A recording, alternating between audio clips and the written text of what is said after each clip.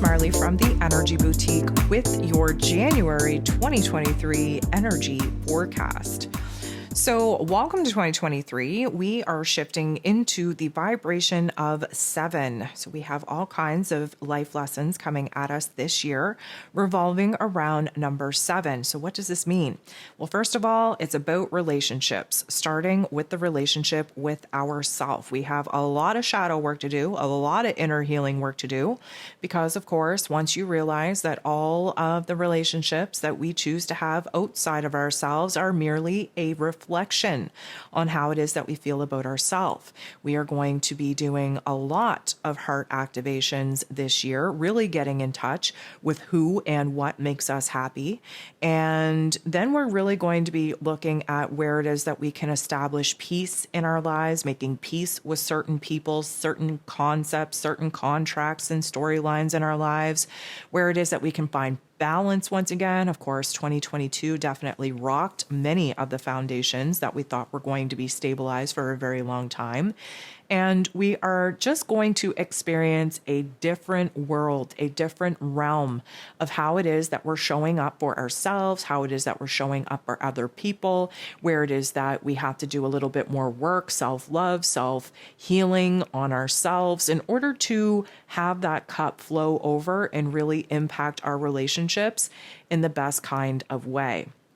So if you're interested and you haven't already, definitely go take a listen to the energy forecast overview that I put out for 2023. We can definitely kind of scope out the highs, the lows, and everything in between, and kind of look at some of the months that we need to mark on our calendar and kind of be prepared for, as there is going to be some major energy shifts and major changes and transformations to our physical world. So coming into the new year, we have Mercury and Mars now retrograde. So it is a little bit of a slow start to the year. We aren't going to be thinking very clearly. We are reflecting back more than anything. A lot of the things popping into our mind space will not make sense until later on in the month. And we are, although we're in a brand new year, this is not a time to start anything new. We're actually in the last quarter of the Zodiac calendar, which means that this is a time for reflection, for rejuvenation, for recalibration. This is a time to move into the mental plane and visualize what it is that we want to experience and accomplish this year. But just know that we're probably not going to take major action or make major moves until later on in the calendar. So according to the modern day calendar, of course, this would be the first month, but according to the Zodiac calendar, this is actually the 11th month. And what we get with all these ones is a lot of magic, a lot of power when it comes to manifesting.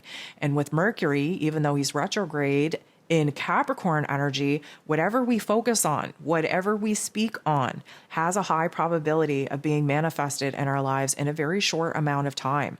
It is the manifesting energy of the zodiac, and we have to be very careful with what it is that we pour our time, energy, and attention into, especially in the mental plane, as we do have a certain power to actually bring that to life. So coming into the month on the 2nd, we have Venus, the goddess of love and beauty, worth, pleasure, and money, moving out of the Capricorn energy that it was kind of low, kind of slow, kind of serious and somber, really kind of taking stock of who and what makes us happy, who and what needs to stay, needs to go. We're moving into Aquarius energy, which is a lighter vibe. It's a lighter energy altogether. We move into the higher intellect of our mental plane. We have a huge perspective, a bird's eye view, if you will, of the path that we want to walk, what we want to accomplish, what it is that we want to bring to life. Now, Venus, who is very focused on, self-worth, self-love, on the relationship dynamics, on the money matters, on our long-term goals, she's going to be recognizing, while in Capricorn energy, where the problems are, where she feels weighted down, where she has roles and responsibilities in certain relationship dynamics that, of course, she feels like she's outgrown. The Aquarian energy helps us kind of see where it is that we need a little bit more freedom, a little bit more independence in our relationships, where it is that we kind of have to dance to the beat of our own drum, where it is that we're a little bit attracted to more intellectual type of stimulations, where it is that we might be crossing paths with like-minded people, friends, or romantic partners, doesn't matter. There is an unexpected energy that has us kind of connecting with the right people in the right places at the right time. And it might be a little bit unusual compared to some of the people that you actually jive with, but this is all the Aquarian energy pushing the boundaries of our comfort zone. So this energy is actually going to be illuminating your seventh house, which Venus naturally rules over, and which is about relationships and partnerships. And I feel like my Leo friends, they've done a huge amount of healing in that heart chakra that, of course, Leo rules over. Over the course of 2022, there's been some experimentation. There was a lot of challenges in, upping the self-love game for yourself, or not, giving the best part of yourselves away to those people in your life that you wanted to keep around. I feel like a lot of my Leo friends are in a very awkward situation with their existing relationships. And if you're a single Leo, 2023 is likely going to be the year where you commit, where you align, where you are a little bit more serious about finding a partner in life. And having Venus move into Aquarius in the seventh house does kind of suggest that you might have some unexpected people cross your path that maybe aren't, the typical people that you would even, bat an eyelash at. However, there's going to be something that captures your attention and that really kind of interests you and pushes you to pursue a friendship, a partnership, a romance, a business relationship that might seem a little bit unorthodox. So on the 6th, we have the full moon taking place in Cancer energy at 16 degrees. Now, this is going to be illuminating your 12th house of soul self, your intuition, your soul contracts, the hidden realm of your emotions, of your memories, of basically old ideas, old versions of yourself, old blockages that are preventing you from actually opening up and moving forward. Now, this full moon in Cancer is going to be a little bit of an illumination, kind of revealing situations, perspectives, details that we wish we would have had this time back in about June or July of 2022. Of course, that's when we had the new moon in Cancer, and we would have seen a lot of changing dynamics in the home environment, in the family dynamics. We had boundaries tested. We needed to create new boundaries in order to protect ourselves. We had to boss up and kind of take care of our home and the people in it in a different way, meaning that our safety, our security, our stability was definitely triggered and activated, and it really pushed us out of our comfort zone in order to do what we had to do in order to take care of ourselves and those that we love. Now, the issue here is that it's taking place in the 12th house, and the Cancer energy is very connected to the feminine divine energy. So it wouldn't be unheard of if you are having past relationship flashbacks, if you are having flashbacks or memories tugging on your heart space in relation to the mother dynamic. It is really about looking back, being a little bit nostalgic, understanding where it is that, we kind of have to accept that certain soul contracts were that the way that they were with the people that we loved in order to push us into our greatest strength and our greatest power. This particular full moon in Cancer will be directly opposite to Mercury retrograde in Capricorn energy. So there's a lot of reflection. But out of that reflection, there might be some weepiness. There might be, a highly emotional outburst. But it's also very cleansing, releasing, and empowering for us to build ourselves back up in a better way and to integrate that particular pain, that particular trauma in a way that actually strengthens us in those particular life lessons in moving forward. So on January 12th, it's going to be a very magical day because Mars, the god of war, ruling over our physical energy, our drive, our passion, our desires, even our anger, is going to go direct after months of being retrograde since the end of October in Gemini energy. We've actually been in Gemini energy for about 7 months total, which is far too long for Mars to be restricted and blocked in being able to identify excitement, inspiration, passions, desires, and even more frustrating that we haven't been able to actually take action on that pursuit of happiness. So Mars is going to go direct at 8 degrees in Gemini energy. We're going to gain a lot of clarity around that time. This is taking place in your 11th house of vision, of hopes, of wishes, of dreams. Now, you may have been on the fence for the last couple of months trying to identify where your energy, attention, and passion and desire needs to be directed, having a hard time really being excited or inspired in life. This is when all that energy is going to come back.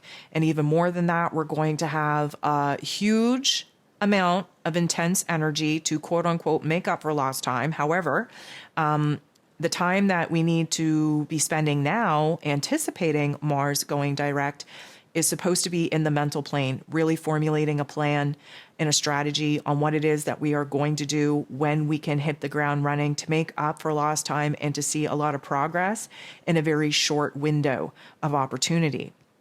On the 18th, Mercury is going to go direct at 8 degrees in Capricorn. So we have Mercury, who rules over Gemini energy that Mars is in, going direct at 8 degrees, and Mars is going direct at 8 degrees. So this is our physical energy and our mental plane getting on the same page and actually working in tandem with one another to make up for lost time, to be progressive, to take action, to kind of resolve some of the issues that we would have been illuminated to while both of these guys were retrograde. Now, Mercury going direct in Capricorn energy, again, huge manifesting capabilities, also taking place in your 6th house. So there is a huge focus needed on your health and wellness. There's a huge focus needed on reorganizing, restructuring your day-to-day life, the tasks and the chores that you have to move through. Yep, okay, we all have roles and responsibilities, but you also need to carve out a little bit more time to take care of yourself, your mind, your body, your soul equation. It needs time. It needs a practice. It needs a discipline. And a lot of these thoughts, a lot of these memories are going to be triggered while Mercury is retrograde so that you're going to be able to implement them and create something new for yourself that will be a long-term system, foundation, structure in your life in order to actually support you in moving forward. And we know that because Capricorn energy is our long-term goals. It is our long-term plans. It is an earth energy. So we are building something new.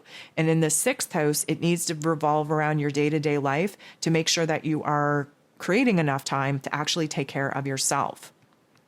On the 20th, the sun is moving out of Capricorn, moving into Aquarius energy. This Aquarian energy is highlighting your 7th house. Again, a huge opportunity to have unexpected events take place where relationship dynamics are concerned. On the 21st, we have the new moon in Aquarius taking place at 1 degree, 33 minutes, which is the exact degree that we had the new moon in Capricorn energy take place on December 23rd in. What this means is that we are setting the tone for the next 2-year cycle. And this is a new karmic chapter where your relationship dynamics are concerned. So again, pay attention to who it is that's crossing your path at this time. And even more than that, from now until these particular dates, visualize on what it is that you want to manifest, who it is that you want to manifest, who you need in your life for safety, for security, for support, what that actually looks like, what that actually feels like. On the 22nd, we have Uranus, the Great Awakener, going direct at 14 degrees in Taurus energy. Uranus energy wants us to change. He makes us more open to change. He switches things up. Over the last 5 months, we really had to kind of get down to the nitty-gritty and do what we had to do in order to basically create a little bit of safety, security, stability in our lives. This has been illuminated around your 10th house of career, of roles and responsibilities, and of your financial situation. So whatever you've been doing for the past 5-6 months hasn't really been enjoyable. You've been doing it because you've had to do it. You've been doing it in order to stabilize the foundation of your money matters, your house, your resources, your routine. But now Uranus is going to shake you up and just ask you if this is truly making you happy, because you have enough, I'm going to say, stability under your belt at this point in time that if you need to make a change, you should make it now, and you can make it very quickly in order to align with, yes, taking care of what needs to be taken care of, but still enjoying yourself in the process. Now, the last thing that we have going on here this month is on the 26th, Venus, the goddess of love, beauty, worth, pleasure, and money, will be moving into Pisces energy. So the ending of the zodiac, we're wrapping something up before we jump into a brand new chapter. Now, Venus in Pisces is hella emotional, but it's also hella intuitive. We get huge amounts of ideas, of inspirations. We get new dreams, new visions. We get inspired again. We renew our faith, our trust, our excitement in life again. But there are endings that need to take place. There is, a little bit of a purge, a little bit of a release that needs to take place in order for the clean slate to be provided for new things to actually be initiated. Now, as much as Pisces energy is about endings and beginnings, especially where relationships, self-love, and finances are concerned, this is going to be illuminating your 8th house, which is about death, endings, closure, in order for a resurrection, renewal, a rebirth, a true transformation to actually take place. Seeing as you have all of this energy triggering your 7th house that Venus naturally rules over, there's going to be a huge, huge focus on what it is that you need to kind of let go of and surrender to and close the door on as far as your emotions, the memories, painful experiences where relationships go, in order to open yourself up to commit to a new person, to the same person on a different level, to just go that much deeper. So you definitely have a huge emphasis on what needs to stay, what needs to go, in order for you to be open enough to let new people in. So some of the messages that I would like for you to kind of focus on as you move throughout the month. The first one is the 17th of January. I don't know why that day is going to be significant, but you are going to receive some kind of validation, some kind of marker that you're on the right path, that you have the right idea, that you're aligned with the right people. And I say that it is the day before Mercury goes direct. So we are going to see a forward motion here, especially with Mars already direct. But I say that because the next message that the universal guides are bringing forth is one of alignment, one of relationship, one of commitment, one of solidifying a new level of commitment with another person, one of joining forces, one of aligning with a new partnership. And again, that could be friendship, it could be romance, it could be business. Either way, you are opening yourself up through the releasing process of, moving through and processing old emotions, pain, and trauma. You're releasing that energy, which frees up your vibration and frequency to attract like-minded people that are going to come into it with the same level of intensity, inspiration, commitment, and loyalty as you. You're going to be on the same page. And there's a beautiful energy of just having a lot of powerful ideas that you are going to work on bringing to life over the course of 2023. I would say that that has a lot to do with Mercury going direct in Capricorn energy. Again, very fixated on what it is that we want to bring to life. But mostly, I would say that this has a lot to do with the Aquarian energy that will be activating that particular 7th sector of your birth chart, the relationship, the partner birth chart, because it feels like the Aquarian energy downloads us with like epiphanies, aha moments, new ideas, new goals, new dreams, new visions. And a lot of those dreams, goals, and visions for you are kind of being created around a partnership, around a relationship, around, this common foundation, this common goal that you share with another person. So it is very much, again, the whole 2023 year is about, relationships, starting with the relationship with ourselves and the relationship with how we interact and share ourselves with other people. But I think for you, it has a lot to do with who it is that you're aligning with in order to bring some of your dreams, visions, and goals to life. So Leo, that's all that I have for you this month. I hope you have a beautiful January. I send you nothing but love, and we'll talk to you soon.